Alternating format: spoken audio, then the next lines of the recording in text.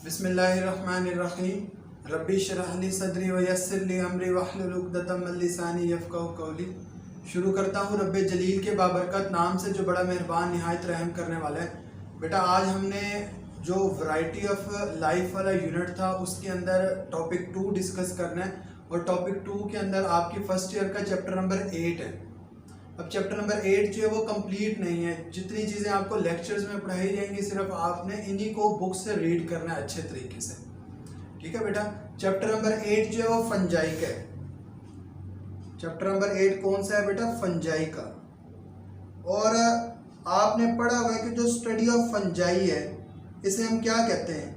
Study of fungi को हम नाम देते हैं माइकोलॉजी का, यानी कि बायोलॉजी की वो ब्रांच जो फंजाई की स्टडी करती है उसे हम माइकोलॉजी का नाम देते हैं। और वो तमाम साइंटिस्ट जो फंजाई को स्टडी करते हैं उन्हें हम माइकोलॉजिस्ट का नाम देते हैं। तो अक्सर एमसीक्यू ये आ जाता है। बेटा हमने देखना है कि फंजाई जो है वो जब स्टार्ट लिया गया, जब बेसिकली लाइफ इवॉल्व हुई और उसके बाद जो है वो किंगडम बने, तो जितने भी ऑर्गेनिजम्स थे उनको सिर्फ 2 ब्रॉड किंगडम के अंदर प्लेस किया गया, एक किंगडम प्लांटी और दूसरा kingdom animalia.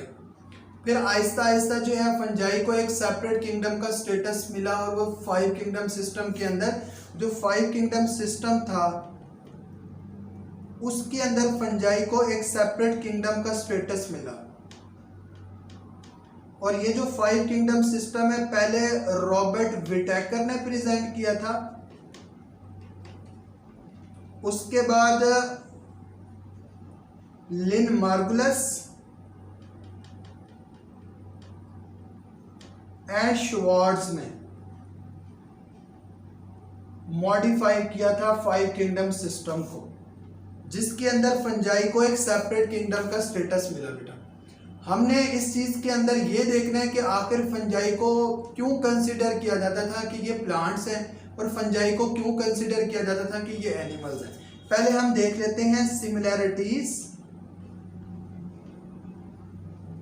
Between the fungi and plants.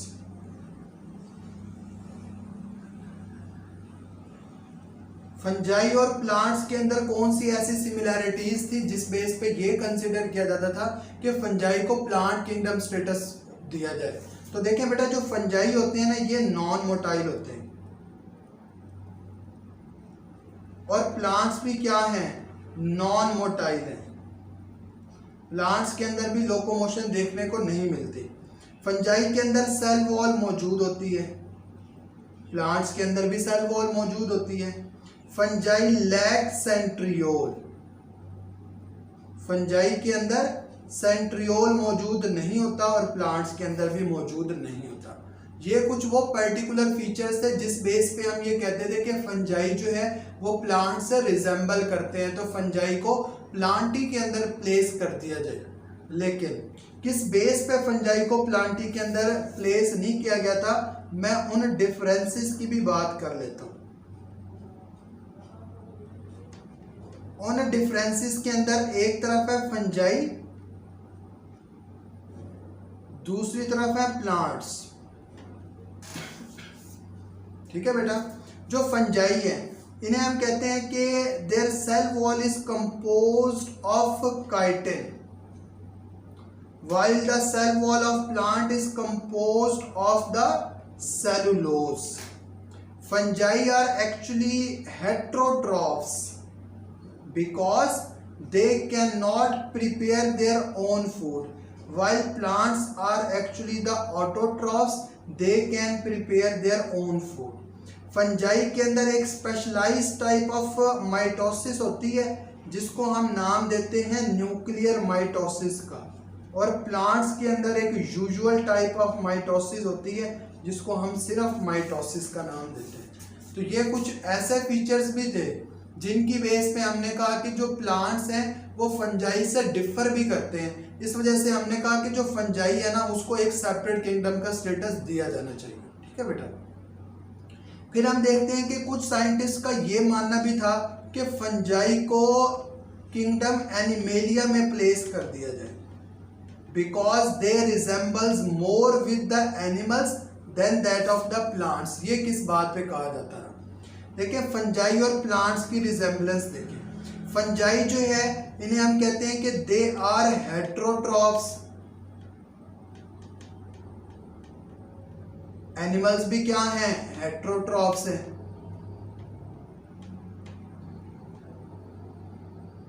उसके बाद फंजाई जो है इनके बारे में कहा जाता रहा कि हेट्रोट्रॉफ्स के साथ साथ ना हम कहते हैं कि जो फंजाई होते हैं ना इनके अंदर सेल वॉल में हमने देखा था काइटिन मौजूद है, and chitin is also present in the exoskeleton of arthropods. Exoskeleton of arthropods. तो ये कुछ ऐसी रिजेंबलेंस थी जिस बेस पे हमने कहा कि फंजाई जो है वो एनिमल से भी रिजेंबल करते हैं, फंजाई को जो है वो किंगडम एनिमेलिया में प्लेस कर दिया जाए। लेकिन बाद में पता चला कि इस रिजेंबलेंस के साथ साथ ना डिफरेंसेस भी मौजूद हैं, और उन डिफरेंसेस को भी हम देख लेते हैं। तो देखें, एक तरफ हमारे पास है फंजाई और दूसरी तरफ हमारे पास है एनिमल्स। फंजाई क्या है? Non motile. एनिमल्स क्या हैं? मोटाइल हैं। फंजाई में सेल वॉल है, एनिमल्स के अंदर सेल वॉल नहीं है। फंजाई जो है वो एब्जॉर्प्टिव हेट्रोट्रॉफ्स है, और एनिमल्स क्या हैं? Ingestive heterotrophs. Ingestive heterotrophs. इसके अलावा फंजाई के अंदर फंजाई लैक सेंट्रियोल, और एनिमल्स के अंदर सेंट्रियोल मौजूद होते हैं। तो हमने देख लिया कि फंजाई जो है वो प्लांट से रिजेंबल भी करते हैं, फंजाई जो है वो प्लांट से डिफर भी कर रहे होते हैं। इसी तरह से फंजाई जो है वो एनिमल से रिजेंबल भी करते हैं, फंजाई जो है वो एनिमल से डिफर भी कर रहे होते हैं। तो हमने कहा कि फंजाई को ना एक सेपरेट ही किंगडम का स्टेटस दिया जाए, और उस स्टेटस को हमने कहा कि फंजाई जो है वो किंगडम फंजाई के अंदर ही प्लेस होंगे। ठीक है बेटा, जिसे हम किंगडम रिसाइक्लर्स का नाम भी देते हैं। तो किंगडम रिसाइक्लर्स या फिर हमने कहा किंगडम फंजाई में हम इसको प्लेस कर देते हैं, तो इनको एक सेपरेट किंगडम का स्टेटस दे दिया गया। देखिए, न्यूक्लियर माइटोसिस की हम बात कर रहे थे। न्यूक्लियर माइटोसिस क्या होती है?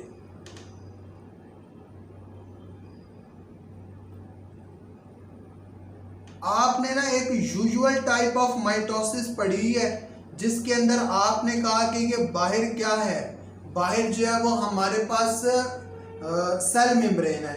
सेल मेम्ब्रेन के अंदर क्या है? साइटोप्लाज्म, और साइटोप्लाज्म के अंदर क्या है? न्यूक्लियस है। यानी कि ये जो अंदर वाली मैंने मेम्ब्रेन बनाई ना, ये न्यूक्लियर मेम्ब्रेन है। क्या है? न्यूक्लियर मेम्ब्रेन है। नो डाउट ये डबल मेम्ब्रेन है, लेकिन आपके कॉन्सेप्ट्स को सिर्फ क्लियर करने के लिए मैंने इसको ऐसे ही बना दिया। देखिए, यूजुअल टाइप ऑफ माइटोसिस में क्या होता है? आपने फेजेस पढ़ी हैं, P MAT, prophase, metaphase, anaphase and telophase. आपने पढ़ा ड्यूरिंग द प्रोफेज ये जो न्यूक्लियर मेम्ब्रेन होती है ना, ये डिसअपेयर हो जाती है, ऐसा ही है ना।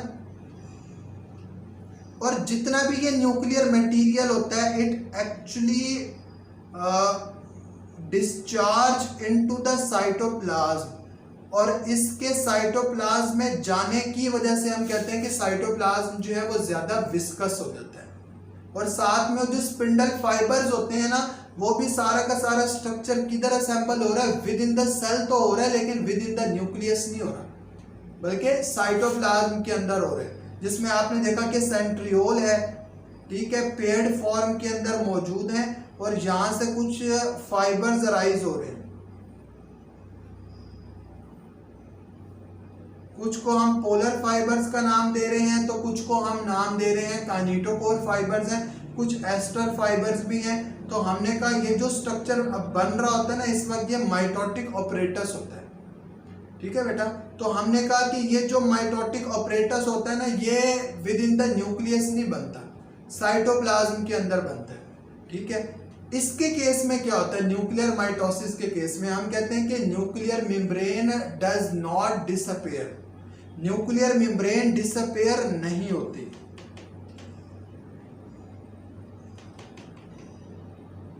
बल्कि spindle fibres are actually formed within the nucleus, उसके अंदर बनते हैं।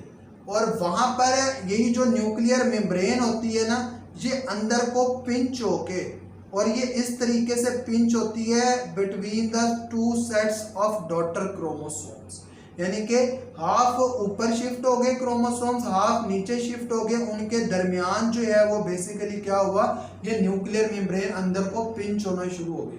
और कुछ केसेस के अंदर ऐसा भी होता है कि न्यूक्लियर मेम्ब्रेन बाद में डिसमेंटल यानी कि डिसअपियर हो जाती है। ये जो स्पेशल टाइप है ना माइटोसिस की, इसको हम नाम देते हैं कि ये न्यूक्लियर माइटोसिस है। और अगर एक स्पेशल फीचर पूछ लिया जाए ना कि फंजाई का एक स्पेशल फीचर कौन सा होता है, तो हम कहते हैं एक तो ये जो एब्जॉर्प्टिव हेटेरोट्रॉप्स वाला इनका फीचर है ना, ये भी स्पेशलाइज्ड फंजाई का है। और साथ में हम कहते हैं कि ये जो न्यूक्लियर माइटोसिस है ये भी स्पेशलाइज्ड फंजाई का है। लेकिन दोनों में से ज्यादा अप्रोप्रिएट आंसर क्या होगा, वो न्यूक्लियर माइटोसिस होगा। ठीक है बेटा। इसके बाद हम देखते हैं कि फंजाई के अंदर ना बॉडी ऑफ फंगस,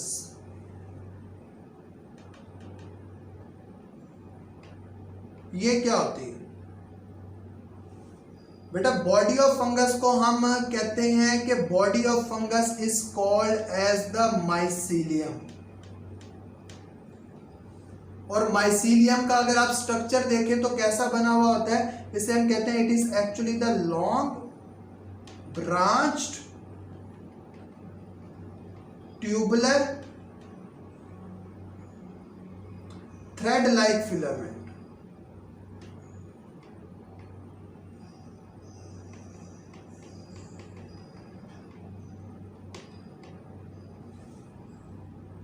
एक थ्रेड लाइक फिलामेंट होता है जिसे हम बेसिकली क्या नाम दे रहे होते हैं, that is called as the hyphae. ये जो स्ट्रक्चर है ना, इसे हम कहते हैं कि ये एक्चुअली ना हाइफी है। हाइफी दो तरह की होती है, एक तरह की हाइफी को हम सेप्टेट हाइफी और दूसरी तरह की हाइफी को हम नॉन सेप्टेट हाइफी कहते हैं। और जो नॉन सेप्टेट हाइफी है उसको हम क्वेनोसिटिक हाइफी भी कहते हैं। फर्क क्या है दोनों में? देखिए, जो सेप्टेट हाइफी होती है ना, उसके अंदर ऐसी क्रॉस वॉल्स मौजूद होती है। जो नॉन सेप्टेट हाइफी होती है ना, वो ऐसी है जिसके अंदर क्रॉस वॉल्स मौजूद नहीं है। ठीक है बेटा, ये नॉन सेप्टेट हाइफी है, ये सेप्टेट है, ये नॉन सेप्टेट है। अब देखिए, जो सेप्टेट हाइफी है ना, उसके अंदर आपको न्यूक्लियस नजर आ रहे हैं ऐसे। वो एक भी हो सकते हैं, वो ऐसे भी हो सकते हैं, दो भी। यूनी न्यूक्लिएटेड भी हो सकती है सेप्टेट हाइफी, बाई न्यूक्लिएटेड भी हो सकती है। जो नॉन सेप्टेट हाइफी होती है, इसके बारे में याद रखिएगा, क्योंकि सेप्टा मौजूद नहीं होते तो ये हमेशा आपको मल्टी न्यूक्लिएटेड नजर आएगी। कैसी नजर आएगी? मल्टी न्यूक्लिएटेड नजर आएगी। कौन? Non septate hyphae. हम देखते हैं साइटोप्लाज्मिक डिस्ट्रीब्यूशन को। जो क्वेनोसिटिक हाइफी होते हैं ना, उनके अंदर effective distribution of cytoplasmic material होता है towards the tips of hyphae.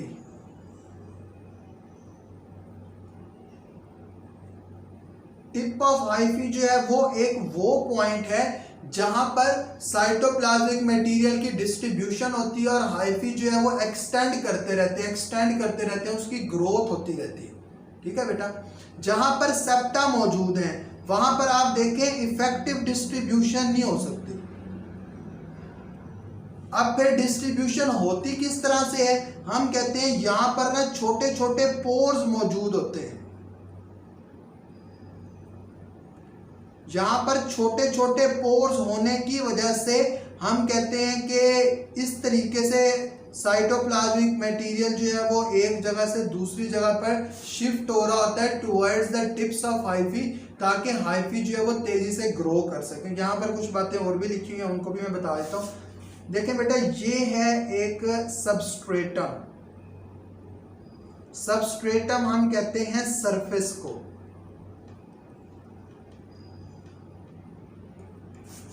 इस सबस्ट्रेटम के ऊपर जो है वो कोई हाइफी ऐसे ग्रो कर रही है, ठीक है। मैं कहता हूं कि ये जो हाइफी है ना, ये सेप्टेट है ऐसे, और यूनिन्यूक्लिएटेड है।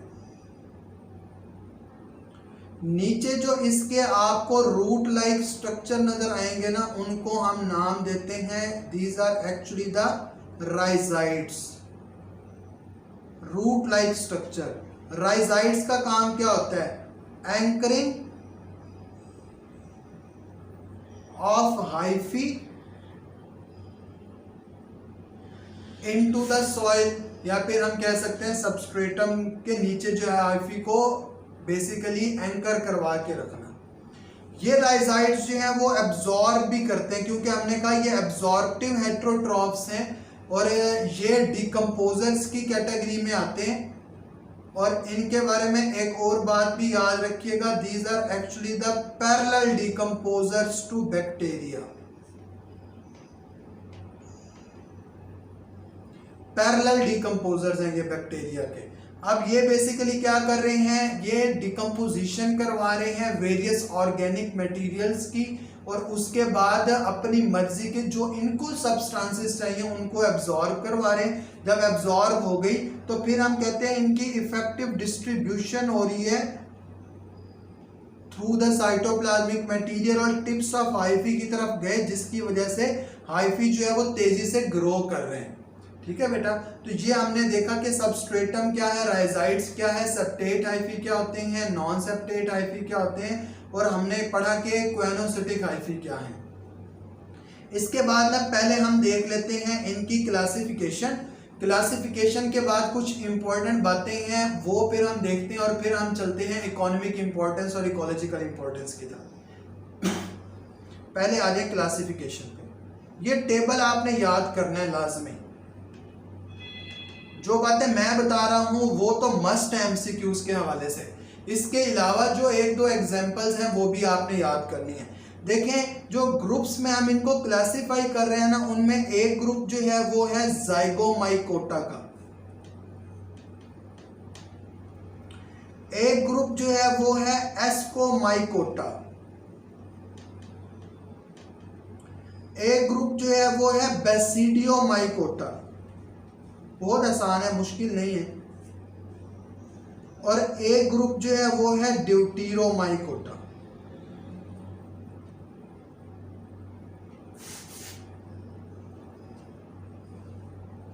Zygomycota, ascomycota, basidiomycota, deuteromycota. याद करने का तरीका है ZABD।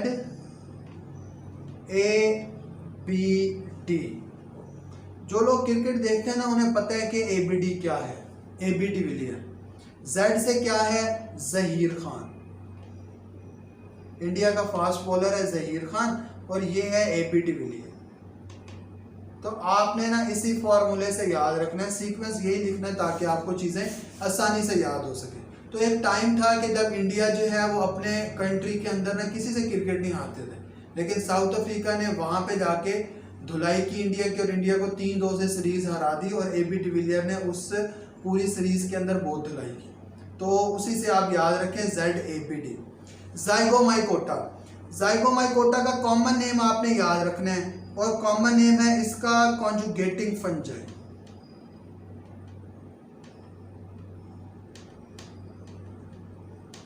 Ascomycota sac fungi, basidiomycota club fungi, deuteromycota imperfect fungi.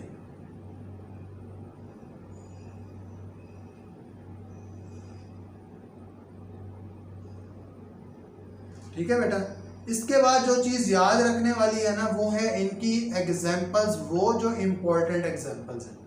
जैसे कि जाइगोमाइकोटा की एग्जांपल है बेटा राइजोपस,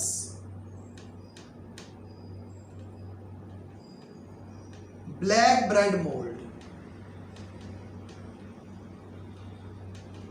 क्योंकि हमारी बुक के अंदर जो लाइफ साइकिल दिया हुआ है वो भी राइजोपस का, इस वजह से आपको ये पता हो कि राइजोपस जो है वो कौन से सब ग्रुप के अंदर आएगा। एस्कोमाइकोटा, इसकी सबसे इंपॉर्टेंट एग्जांपल है यीस्ट। यीस्ट के अलावा मोरल्स, ट्रफल्स जो कि एडिबल फंजाई है, ये इंपॉर्टेंट एग्जांपल्स हैं। बेसिडियोमाइकोटा, इसकी इंपॉर्टेंट एग्जांपल है मशरूम्स, वो भी एडिबल फंजाई है। About 200 species of mushrooms are actually edible. इसके अलावा रस्ट एंड स्मट, हमारी बुक में दिया हुआ ना लूज स्मट का लाइफ साइकिल, और रस्ट और स्मट के बारे में येलो बॉक्स के अंदर भी दिया हुआ है, तो ये इसकी इंपॉर्टेंट एग्जांपल्स हैं। ड्यूटीरोमाइकोटा, इसकी इंपॉर्टेंट एग्जांपल में एक तो एस्परजिलस है,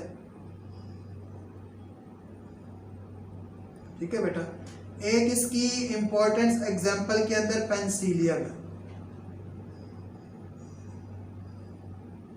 और साथ ही हमारे पास एक इसकी तीसरी एग्जांपल भी लिखी है, वो है अल्टरनेरिया। अल्टरनेरिया आपको याद होना हो, ये दोनों लाजमी याद होनी चाहिए, एक एस्परजिलस है और दूसरा जो है वो पेंसिलियम है, ये दोनों लाजमी याद होनी चाहिए। एग्जांपल भी हमें पता चल गई। उसके बाद हम देख लेते हैं ये हाइफी कैसे होते हैं, क्योंकि हमने पढ़ा कि हाइफी दो तरह की हैं, कुछ सेप्टेट हाइफी हैं, कुछ एसेप्टेट हाइफी या नॉन सेप्टेट हाइफी जिन्हें हम कह रहे हैं। तो हम देख लेते हैं कि ये जो हमने क्लासिफिकेशन लिखी है, इस क्लासिफिकेशन के अंदर कैसी कैसी हाइफी मौजूद होंगी। तो तरतीब आपने याद रखनी है, फिर याद करना बहुत आसान है। सबसे पहला जो ग्रुप है ना वो है नॉन सेप्टेट हाइफी का।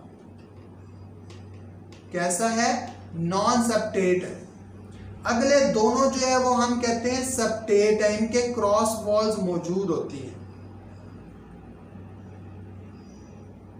और आखिरी जो है वो वैरिड है। देखें सीक्वेंस से हमने चीजें याद की, पहला नॉन सेप्टेट, अगले दोनों सेप्टेट, चौथा जो है वो वैरिड। वैरिड इस वजह से कहना है इसमें कुछ सेप्टेट भी हैं, कुछ एसेप्टेट या नॉन सेप्टेट भी हैं, तो हमने कहा इसमें वैरी करेगी चीजें।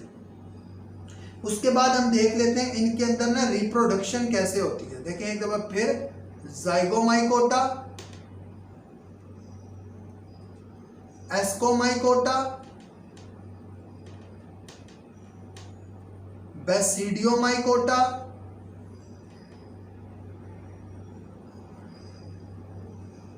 और ड्यूटीरोमाइकोटा।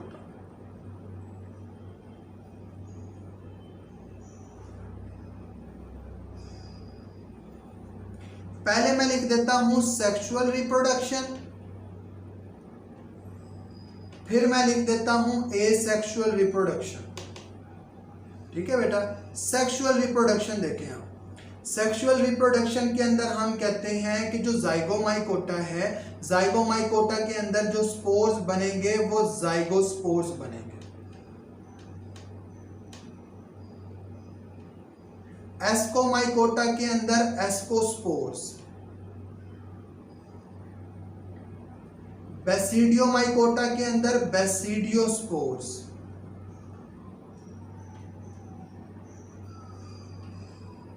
ड्यूटीरोमाइकोटा के अंदर sexual phase has not been observed. ठीक है बेटा, तो इसके अंदर नहीं है। जो हमारे पास दरमियान वाले दो ग्रुप है ना ए बी, इनके अंदर हम कहते हैं लेंथी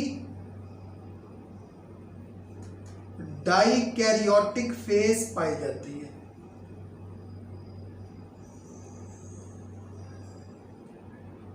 क्या आती है लेंथी डाइकैरियोटिक फेज, उसकी डिटेल में आपको बताता हूँ। इन दोनों के अंदर ना लेंथी डाइकैरियोटिक फेज पाई जाती है। और भी आपको बात बताता हूँ एमसीक्यू के हवाले से। जो हमारे पास एस्कोस्पोर्स है ना, हम कहते हैं 8 एस्कोस्पोर्स बनते हैं हर एस्कस के अंदर। एस्कस एक सैक लाइक स्ट्रक्चर है, जिसकी वजह से हमने कहा कि ये सैक फंजाई है। तो 8 एस्कोस्पोर्स बने हर एस्कस के अंदर। बेसिडियोमाइकोटा के अंदर हम देखते हैं 4 बेसिडियोस्पोर्स बनते हैं हर बेसिडियम के ऊपर। ठीक है, तो MCQ के हवाले से ये बात भी इंपॉर्टेंट है। एसेक्सुअल रिप्रोडक्शन, जाइगोमाइकोटा के अंदर आप देखेंगे एसेक्सुअल रिप्रोडक्शन होती है स्पोर्स की मदद से। एस्कोमाइकोटा के अंदर आप देखेंगे कि जो हमारे पास एसेक्सुअल रिप्रोडक्शन होती है वो कैसे होती है, कोनिडिया की मदद से होती है। बेसिडियोमाइकोटा तीसरा ग्रुप है, इसके अंदर हम कहते हैं asexual reproduction is not common. Deuteromycota के अंदर भी कोनिडिया की मदद से होती है।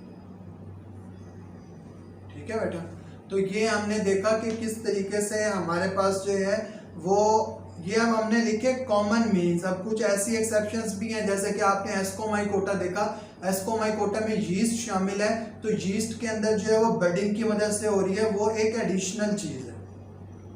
तो ये हमने देखा वो कॉमन मीन्स कैसे जो है वो रिप्रोडक्शन हो रही है। तो एक में हमने देखा कि हमारे पास ना जो ड्यूटेरोमाइकोटा था, जो बात याद रखने वाली है, उसमें सेक्सुअल फेज एब्सेंट है। जो बेसिडियोमाइकोटा उसके अंदर एसेक्सुअल रिप्रोडक्शन कॉमन नजर नहीं आ रही। ठीक है बेटा, हम देखते हैं न्यूट्रिशन इन फंजाई। और न्यूट्रिशन इन फंजाई के अंदर जो चीज इंपॉर्टेंट है ना वो है इनके एसोसिएशंस। मैं सिर्फ उन्हीं को डिस्कस कर रहा हूँ। एक एसोसिएशन में हम देखेंगे लाइकन्स का एसोसिएशन, और दूसरे एसोसिएशन के अंदर हम देखेंगे माइकोराइजा का एसोसिएशन। लाइकन एसोसिएशन जो है वो प्रेजेंट है between the fungi plus photo autotrophs के दरमियान। उन फोटो ऑटोट्रॉफ्स के अंदर जो है वो एल्गी भी आ जाते हैं प्लस साइनोबैक्टीरिया भी आ जाते हैं। एल्गी भी आ जाते हैं, साइनोबैक्टीरिया भी आ जाते हैं। देखिए ये एक सिम्बायोटिक एसोसिएशन है। सिम्बायोटिक एसोसिएशन हम कहते हैं एक ऐसे एसोसिएशन को जिसमें दोनों ऑर्गेनिजम्स एक दूसरे को फायदा दे रहे होते हैं। ठीक है बेटा, तो फंजाई लाइकन्स जो है वो यूजुअली ग्रो कहाँ पे करते हैं, इन्हें हम कहते हैं कि ये ग्रो करते हैं रॉक्स के ऊपर। And they are actually the early settler of life. Early settler of life का मतलब क्या है, आपने सक्सेशन पढ़ा हुआ है। सक्सेशन के अंदर बेसिकली आपने देखा कि हमारे पास ना कुछ पायनियर्स भी हैं और कोई हमारे पास क्लाइमैक्स कम्युनिटी भी है। पायनियर्स वो हैं जो सबसे पहले आ रहे हैं। तो जो लाइकन्स होते हैं ना ये सबसे पहले वहां पे ग्रो करते हैं। They actually set the life for the remaining organisms, तो हम कहते हैं कि अर्ली सेटलर है। लाइकन्स के अंदर हमने देखा कि लाइकन्स जो है these are actually the bio indicators of air pollution.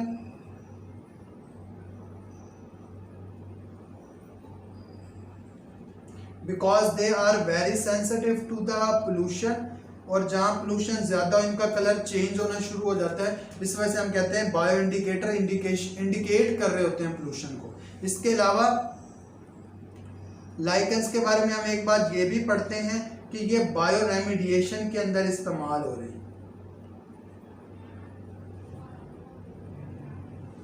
अब लाइकन्स में फंजाई और फोटो ऑटोट्रॉफ्स का जो एसोसिएशन पाया जाता है ना, उसके अंदर आप देखेंगे कि जो आपको विजिबल एक स्ट्रक्चर नजर आएगा बाहर, वो सारा का सारा बेसिकली क्या है, फंजाई है। एल्गी जो है वो इसके अंदर मौजूद है। एल्गी अपनी खुराक खुद तैयार करते हैं, इस वजह से हम कहते हैं कि फोटो ऑटोट्रॉफ्स हैं। फंजाई इन एल्गी को फायदा क्या दे रहे होते हैं, क्योंकि फंजाई उनको कवर कर रहे हैं ना, तो हम कहते हैं कि ये उनको क्या फायदा दे रहे हैं, ये उनको बचा रहे हैं। किस किस चीज से, डेजिकेशन से बचा रहे हैं और इंटेंसिव लाइट से बचा रहे हैं। लाइट की इंटेंसिटी से और डेजिकेशन यानी पानी के कहा से बचा रहे हैं किसको, एल्गी को। इंस्टेड ऑफ विच एल्गी इनको क्या प्रोवाइड कर रहे हैं, फंजाई एल्गी से अपनी फूड हासिल कर रहे हैं।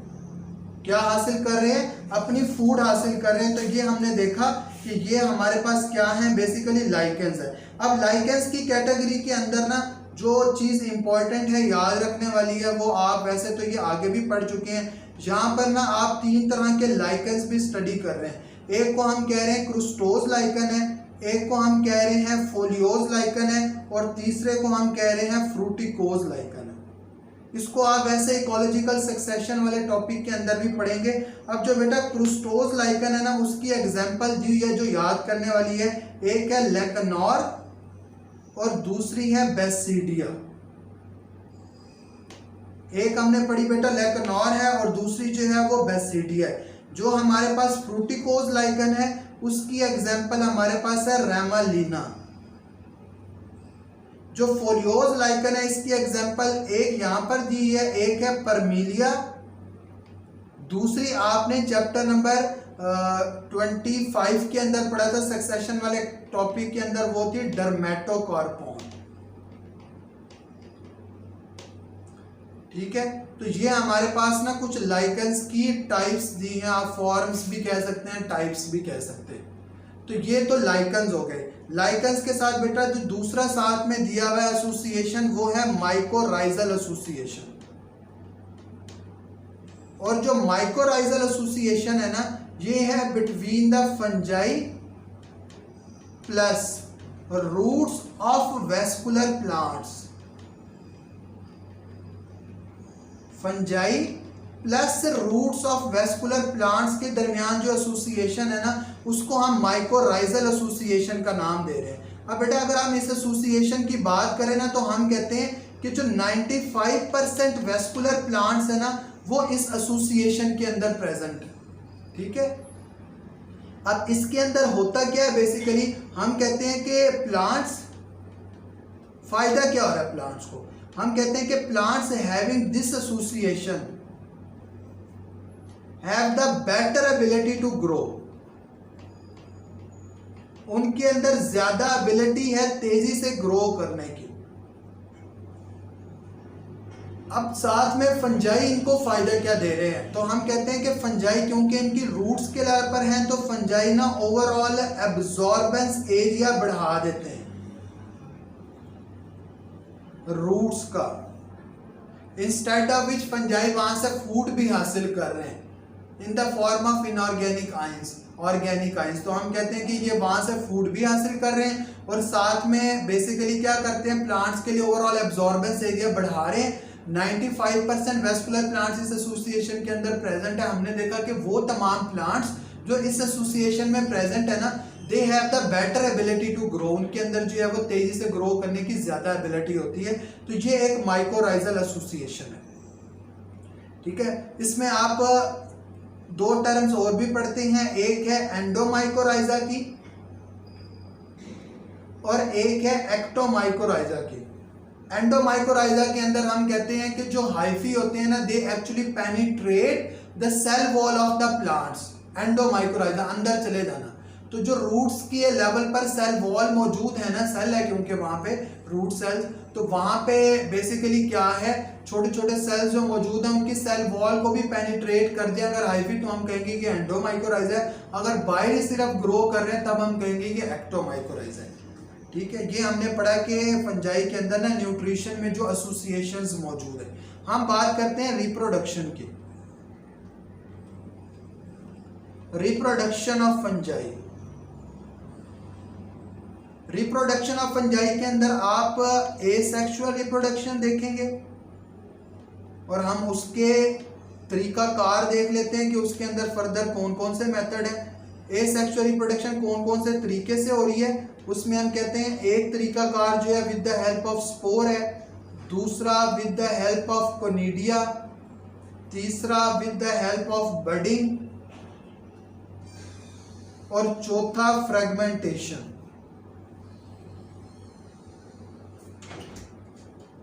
ठीक है बेटा, जो हमारे पास सेक्सुअल रिप्रोडक्शन है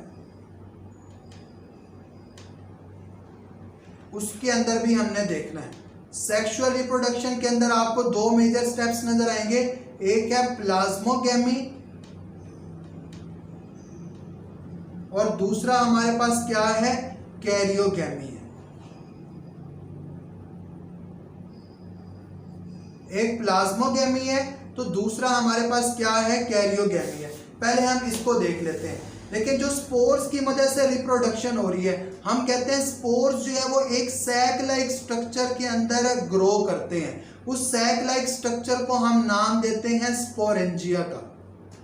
spores are actually grow within a sac like structure, तो इसके अंदर स्पोर्स मौजूद है। जिस डंडी के ऊपर स्पोरेंजिया ग्रो कर रहा है ना, उसको हम नाम देते हैं स्पोरेंजियोफोर का।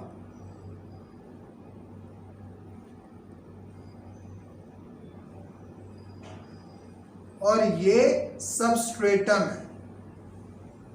सबस्ट्रेटम के नीचे जो है वो राइजाइड्स मौजूद है। तो स्पोर्स जो है वो कैसे बेसिकली स्प्रेड करते हैं, स्पोर्स को हम कहते हैं कि ये जो है वो बेसिकली क्या है, they are actually the means of sexual as well as asexual reproduction.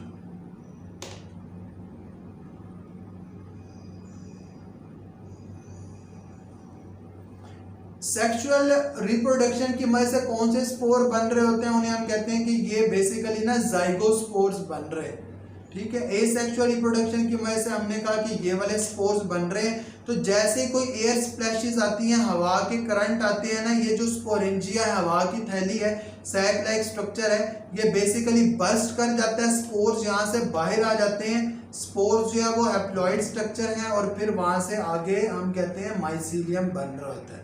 ठीक है बेटा, तो ये हमने कहा कि स्पोरेंजियोफोर के ऊपर ग्रो कर रहे हैं और स्पोर्स जो है वो स्पोरेंजिया के अंदर प्रेजेंट है as compare to conidia. Conidia के बारे में हम कहते हैं कि ये ना हमेशा क्लस्टर्स की फॉर्म के अंदर बनते हैं।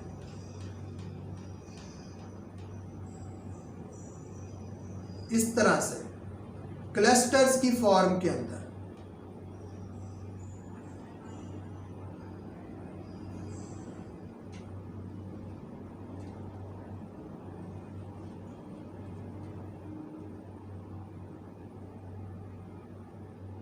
तो ये एक सिंगल जो है वो कोनिडिया है,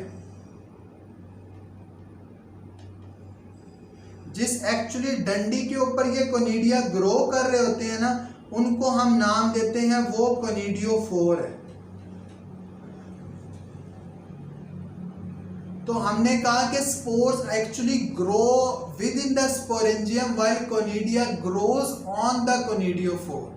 ठीक है बेटा, तो हम कहते हैं कि कोनिडिया भी जो है ये बेसिकली क्या है, एसेक्सुअल मीन्स ऑफ रिप्रोडक्शन है, जिसके अंदर आपने देखा कि जो एस्कोमाइकोटा है, ड्यूटेरोमाइकोटा है, उनके अंदर हमने कहा कि ये एक्चुअली ग्रो करते हैं एसेक्सुअल मीन्स ऑफ रिप्रोडक्शन। और वो एसेक्सुअल मीन्स ऑफ रिप्रोडक्शन क्या है, वो कोनिडिया की मदद से।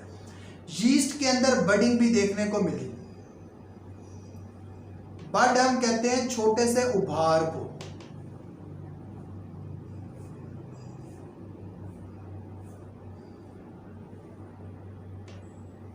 अब यही जो बड यहां से सेपरेट होता है ना, तो ये एक कंप्लीट हाइफा बना देता है। यीस्ट के बारे में याद रखिएगा कि यीस्ट जो है वो यूनिसेलुलर फंजाई है। कुछ आपको ऐसी एक्सेप्शंस भी मिलेंगी।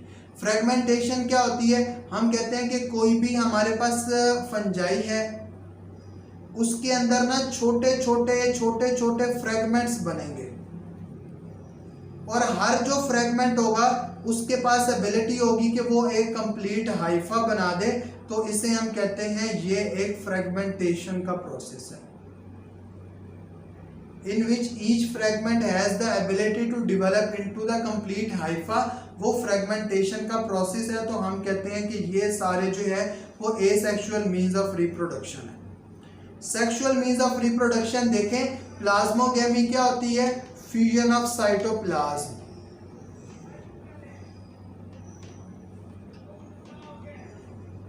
कैरियोगेमी क्या होती है, fusion of nucleus.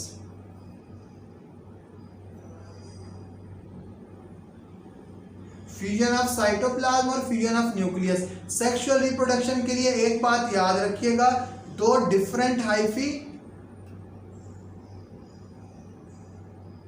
Different but compatible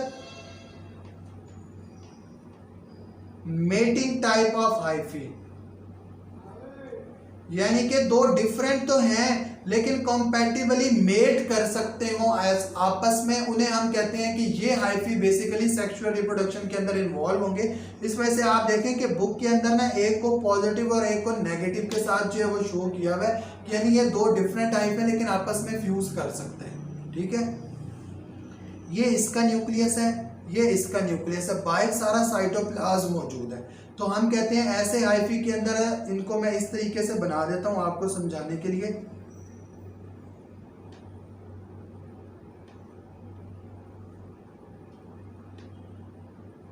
ये न्यूक्लियस है, अंदर साइटोप्लाज्म,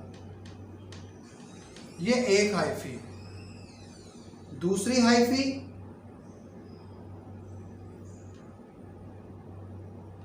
ये न्यूक्लियस, अंदर सारा साइटोप्लाज्म है। ठीक है बेटा, तो ये नेगेटिव है। सबसे पहले फ्यूजन ऑफ साइटोप्लाज्म होना है, तो वो इस तरीके से हो रहा है। देखें बेटा कि ये हाइफी इसके साथ फ्यूज कर रही है,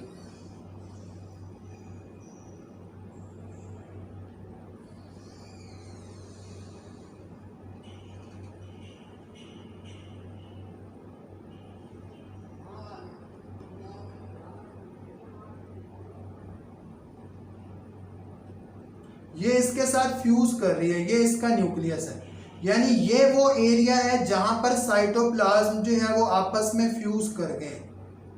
तो इससे हम कह रहे हैं कि that particular step is called as the plasmogamy. Plasmogamy के बाद ना हमारे पास जो अगली स्टेज आती है ना, वो आती है कैरियोगेमी। और कैरियोगेमी के अंदर क्या होता है, बेसिकली ना फ्यूजन ऑफ न्यूक्लियस भी होना होता है।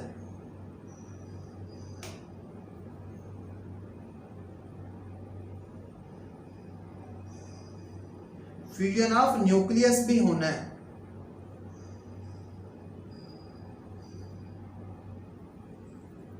तो ऐसे जो है वो न्यूक्लियस फ्यूज कर गए, साइटोप्लाज्म यहां पर फ्यूज हुआ है। Fusion of nucleus and fusion of cytoplasm. ठीक है बेटा, तो इसको ना दरमियान में बना देता हूं ताकि ये ऐसा ना लगे कि किसी एक हाइफा के अंदर फ्यूज हो।